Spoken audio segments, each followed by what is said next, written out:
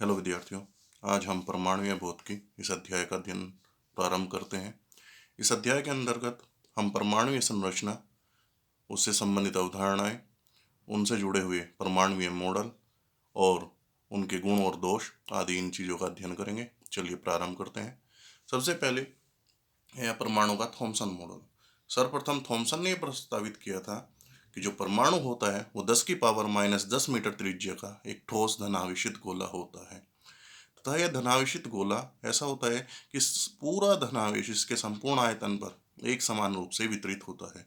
चूंकि परमाणु विद्युत उदासीन है तो धनावेश को संतुलित करने के लिए यहाँ पर ऋणावेश भी होना चाहिए।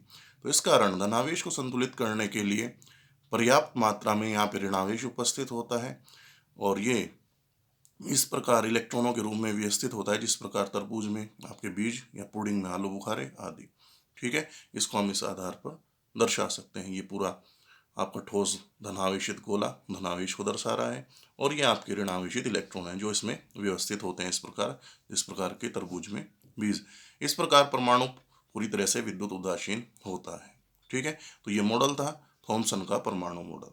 अब इस मॉडल के आधार पर हम परमाणु के स्थायित्व को समझ सके हैं, गैसों के आयनीकरण को समझ सके और तापीय उत्सर्जन को समझ सके, यानी कि इन सब की व्याख्या करने में सफल रहा। किंतु यह परमाणु से उत्सर्जित होने वाले रेखीय स्पेक्ट्रम और अल्फा कण प्रयोग से प्राप्त होने वाले निष्कर्ष को समझाने में असफल रहा, तो इसे पूरी तरह से स्वीकार नहीं किया गया। ठीक है, इसके बाद हम बात करते हैं अल्फा कण प्रकीर्णन प्रयोग और उस पर आधारित रदरफोर्ड मॉडल की। परमाणु की संरचना को समझने के लिए रदरफोर्ड ने अल्फा कण प्रकीर्णन प्रयोग किया। उसमें उन्होंने ये प्रायोगिक व्यवस्था की कि ये आपका लेड है, लेड के अंदर कोई रेडियो एक्टिव पदार्थ लिया, ये लेड की छड़ है या बार है। ठीक है, और यहाँ से एक सूक्ष्म भाग जहाँ से आपका इससे उत्सर्जित होने वाले अल्फा कण आगे जा सके और इनको आपतित किया एक स्वर्ण पत्र पर। ठीक है, जिसकी मोटाई काफ़ी कम थी।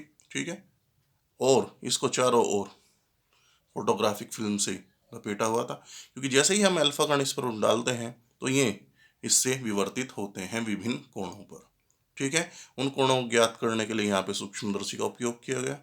ठीक है, और इसके आधार पर यह देखा गया कि जब अल्फा कणों को स्वर्ण पत्र पर डालते हैं तो वे किन कोणों पर विवर्तित होते हैं और उनसे क्या निष्कर्ष प्राप्त होते हैं। उसके आधार पर उन्होंने परमाणु की संरचना को समझाया।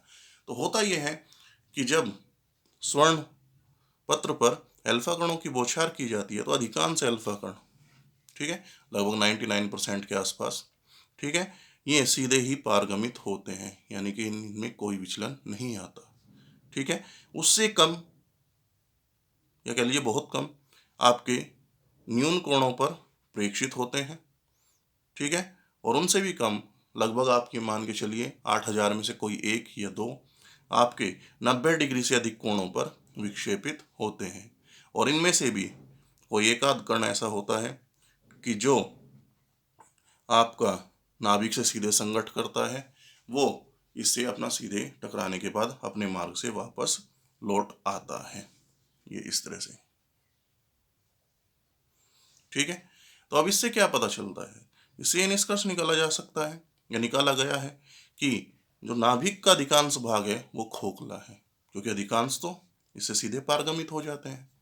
ठीक है, दूसरा, नाभिक का समस्त धनावेश और समस्त द्रव्यमान एक सूक्ष्म भाग पर केंद्रित है, क्योंकि बहुत कम आपके अल्फा कण आपके 90 डिग्री से अधिक कोण पर विक्षेपित होते हैं।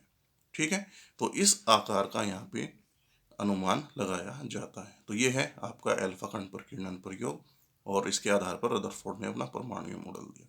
आइए इसको विस्तार पूर्वक समझते हैं। रदरफोर्ड और उसके सहयोगियों ने आपका परमाणु की संरचना को समझने के लिए अल्फा कण प्रयोग किया और उससे प्राप्त निष्कर्ष के आधार पर आपका मॉडल प्रस्तुत किया। उन्होंने क्या किया कि स्वर्ण पत्र पर सुयस के लिए स्वर्ण पत्र की पतली पन्नी पर त्वरित अल्फा कणों की बौछार की। ठीक है, अब ये अल्फा कण आपका स्वर्ण पत्र से विभिन्न कोणों पर पारगमित होते हैं।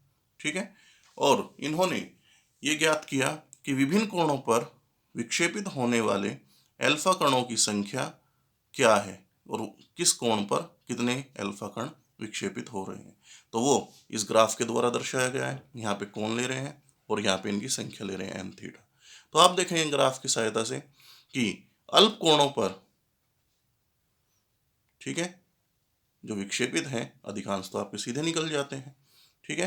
तो अल्प कोणों पर जो आपके विक्षेपित हो रहे हैं उनकी संख्या बहुत अधिक है, लेकिन जैसे जैसे आप आगे जाएंगे, ठीक है, तो इनकी संख्या तेजी से घटती जाएगी और 90 डिग्री और उससे अधिक कोणों पर जो विक्षेपित होने वाले हैं, ठीक है, वो बहुत कम है, ठीक है। यानी कि इस अध्ययन से स्पष्ट होता है कि अधिकांश अल्फा कण स्वर्णपत्र से सीधे पारगमित हो जाते हैं।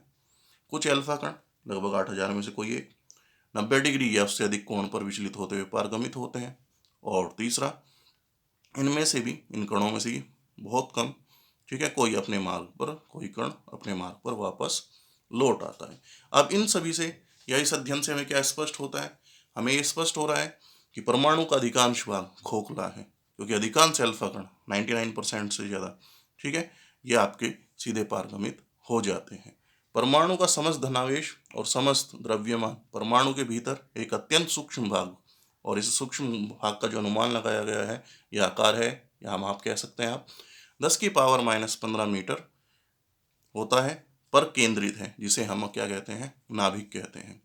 चूंकि परमाणु विद्युत उदासीन है तो इसमें इलेक्ट्रॉन भी होंगे, यानी कि ऋणावेशित कण भी होंगे। तो ये माना गया कि नाभिक पर उपस्थित धनावेश, जितना नाभिक पर उपस्थित है धनावेश, लगभग उसी के समान ऋणावेश यहाँ पे उपस्थित होता है परमाणु में, और ये इलेक्ट्रॉनों के रूप में होता है। और ये इलेक्ट्रॉन नाभिक के चारों ओर रिक्त आकाश, जो रिक्त आकाश इसका आकार या कह लीजिए परमाणु का आमाप 10⁻⁻10 मीटर का होता है, इसमें वितरित रहते हैं, ठीक है। चूंकि अगर इलेक्ट्रॉन इस आकाश में वितरित है तो वो विराम में नहीं हो सकते, क्योंकि विराम में होंगे तो कूलाम आकर्षण बल के कारण नाभिक में गिर जाएंगे, क्योंकि नाभिक पर धनावेश है और इलेक्ट्रॉनों पर ऋणावेश है। तो रदरफोर्ड ने माना कि जो इलेक्ट्रॉन नाभिक के चारों ओर विभिन्न वृत्ताकार पथों पर घूमते हैं, और वृत्ताकार पथ पर गति करने के लिए हमें आवश्यक अभिकेंद्र बल चाहिए, ठीक है। इस आवश्यक अभिकेंद्र बल के लिए आपका रदरफोर्ड ने अनुमान लगाया या परिकल्पना प्रस्तुत की कि